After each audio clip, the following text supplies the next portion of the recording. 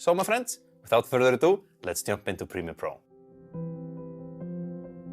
Once again, welcome to Premiere Pro. So let's just jump straight into the first tip, and it is the export and what export settings I use for my vertical videos. So here we have the video that we edited in the previous lesson. I'm very happy with it, and I want to export it to get out to, the social media platforms. So what I do, remember, you can either go to the sequence, right click and go to export media, or you can, like what is my preferred method, go Ctrl M and get the export settings window. Now I don't do anything too fancy here. I basically have the format on H.264, and then in the preset I just have match source high bitrate. I've experimented with a few different settings. This is what I like a whole lot. Then I do one little fancy thing down here. So if you go in video and then you scroll down all the way to the bitrate settings, then I like to have VBR 2-pass. This basically renders it 2 times to ensure maximum render quality. And in theory, the higher bitrate you have, the more quality you get. However, these vertical social media platforms, they compress their videos a whole lot. So I've noticed that if it's too high, I'm not getting any more quality, and it might even get worse. And if it's too low, then this quality is not good enough. So I've experimented from between 6 to 16, and the maximum a little bit higher, usually have 10% higher or something like that. But what I like at the moment is to have the target bitrate on 16 and the maximum bitrate on 20. I encourage you, to experiment to see what you find looks best, but this is what I do at the moment, but sometimes I have it a little bit lower, a little bit higher. Then I just press use maximum render quality. And of course you have here output name. I can click it like I did before. Create a name. This is a domestic vertical video like this, and we click save. Once you find the documents and all that stuff, click save. Make sure you, of course, you export the video and audio as well. And if I'm happy with it, just click export. And this is how I export my vertical videos.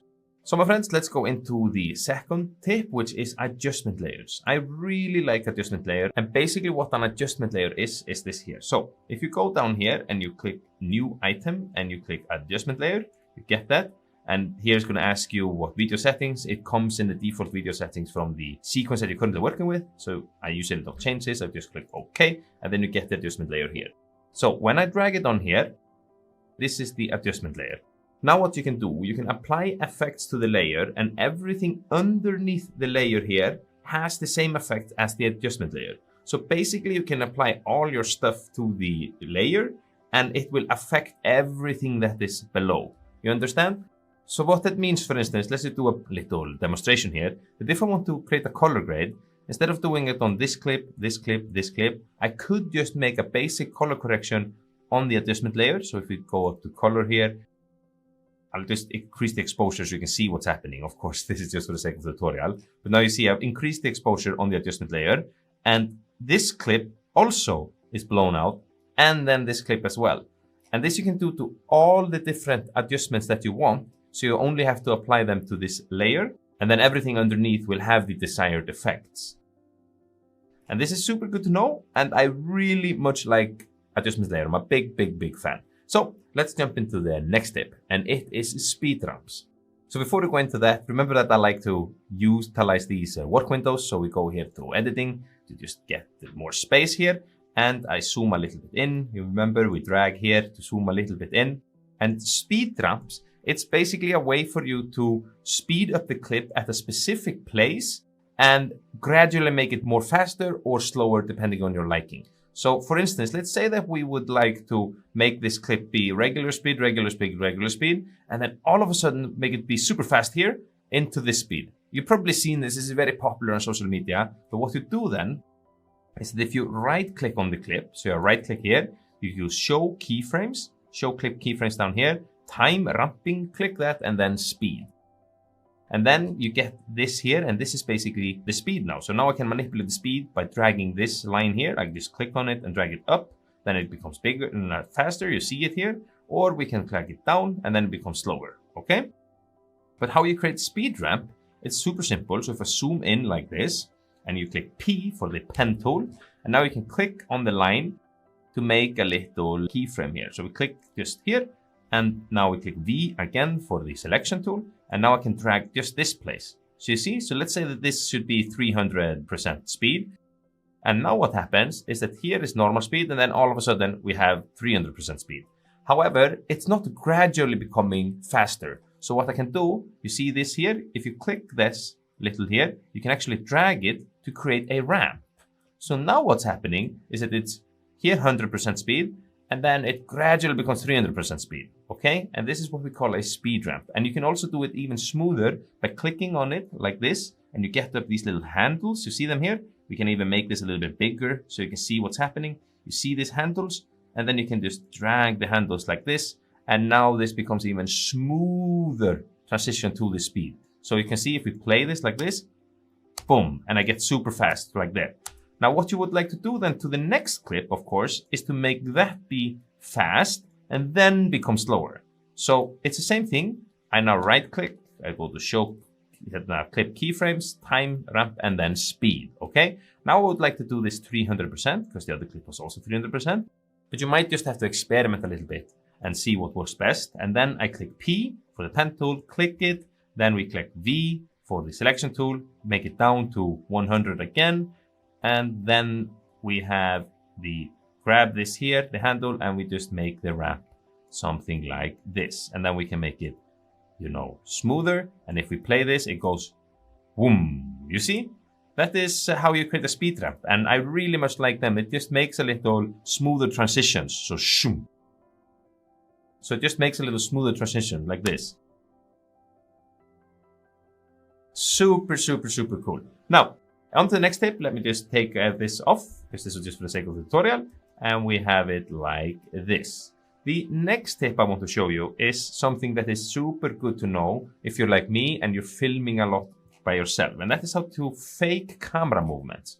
So how do you fake camera movements? It's super simple. You just use keyframes. So let's use this clip here. This is of a waterfall. And I also think this could be a nice demonstration for another little problem you might also have. So click I for getting out in point, then O for out point. You know this by now. Then we click here. So why is this clip like this? It's because I was filming it in vertical mode on my regular camera, so it comes out like this. But it's very simple to change this. So you click on the clip, you go effects control, and then you go to rotation, and you go minus 90 or 90, depending on how you turn your camera. And now you have rotated. So in the rotation, you can rotate it however you want until it's straight, okay? So the way you create camera movements is that you first need to create a little space. So what I mean by that is if I start to create a camera movement now, I'm just moving out of the frame. You understand?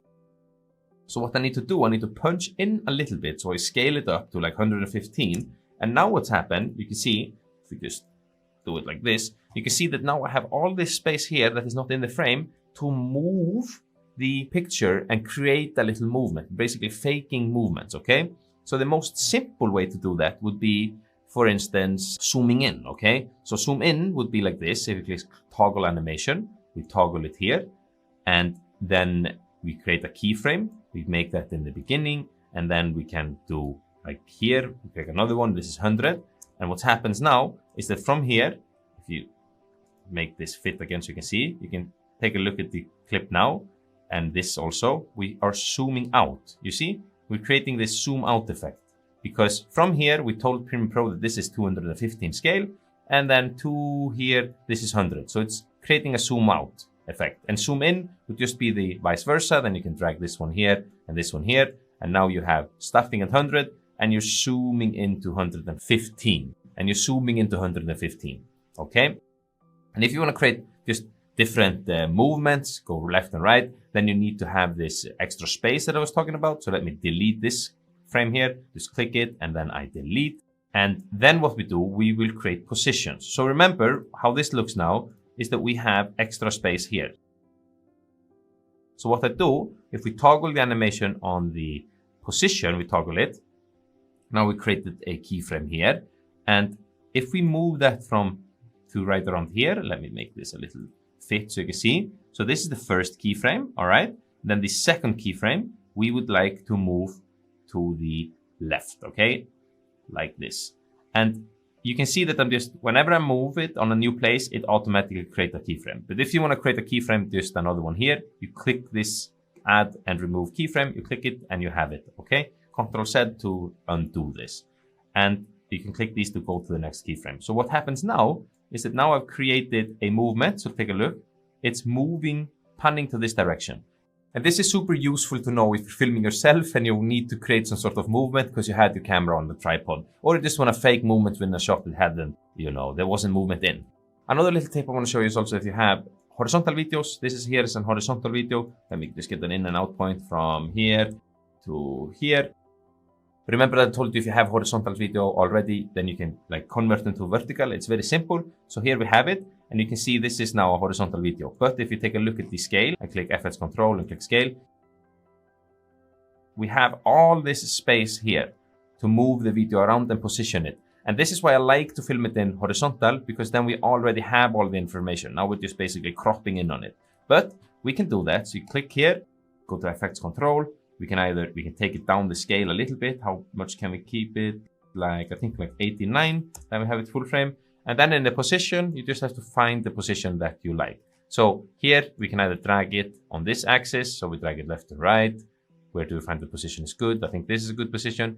And then we can't drag up and down because we don't have space there. And then of course, if you want to create extra movement in it, then you can just create keyframes. And this is how you can use horizontal videos and create vertical videos out of them by, basically placing them on and then reposition them in the FX control tab by using the position and scale. All right. And then if you want to create movements, of course, create keyframes. And now it looks like this. Pretty neat, my friends.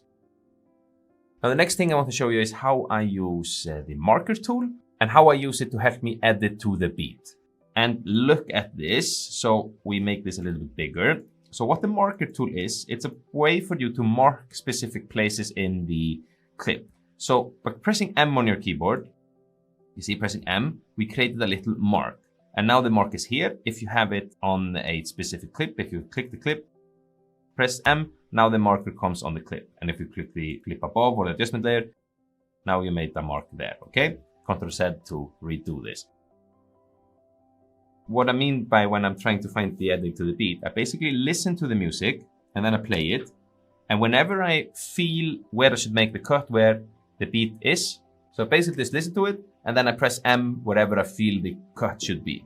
So we play. I told you that I never would. I told you I changed, even when I knew I never could. Know that I can't find nobody else as good as you. I need you to stay, need you to stay. All right, so now I marked a few places that I think would work very well to have a cut on. I might listen to it a little bit again and adjust this. This one should be here, I think was nice. Then I can easily, find these places and place a new clip there if this is something that I like. Obviously for this video, we only had 3 clips, so I don't need it. But in theory, if I had a lot of different clips, this would easily allow me to identify where the cuts are so I can edit to the beat much faster and much simpler. Love this tip and I love using the mark tools for all different type of stuff. Also, if you want to add a little note to the mark tool, what you want to do, you can double click it on here and then you can add whatever note, like here it could say add extra clip. And then you can press OK. And now you know that. So maybe you find a cool place and something you want to do. And so you don't forget it while you're editing. Then it's simple to just add a note and now you can see it here. Very, very, very, very nice. Another thing I also like to do a lot is a loop playback. So let's say I'm working on a specific cut and I want to see it again and again and again. By default, this is how it is. So if you play it by pressing spacebar, it just keeps playing. But let's say you want to just play this part again and again and again. What you can do then is to press I on your keyboard to get an in point. And then you go to the place where you want the out point to be. Let's just say it's here, out point, because we want to see this transition again and again. Then you need to press this button here, loop playback. It's not here by default. So what you need to do, you press this plus sign here, the button editor, and then you find it. Now I've already dragged it out. It's here. And then you can drag it to this place. All right. And then you have it. All right.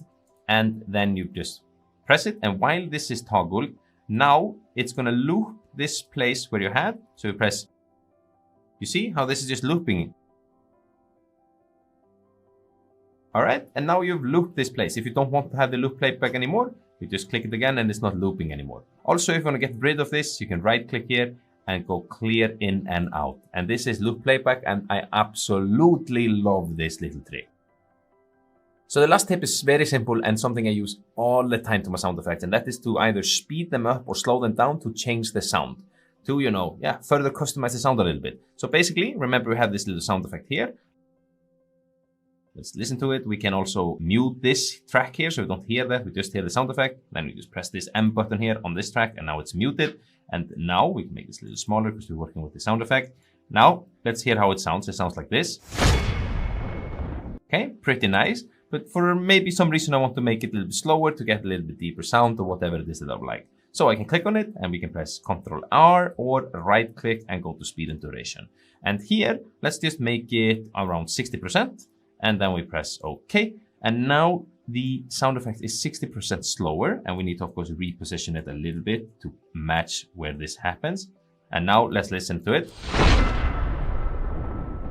And it's a lot slower. And depending on what sound effects I'm using, this might really make a big difference for what I'm trying to achieve. Let's say that there might be a little bit slow motion scene here, and I want to add a whoosh, but it's too fast. I just slow it down, and now it goes from like whoom to whoom.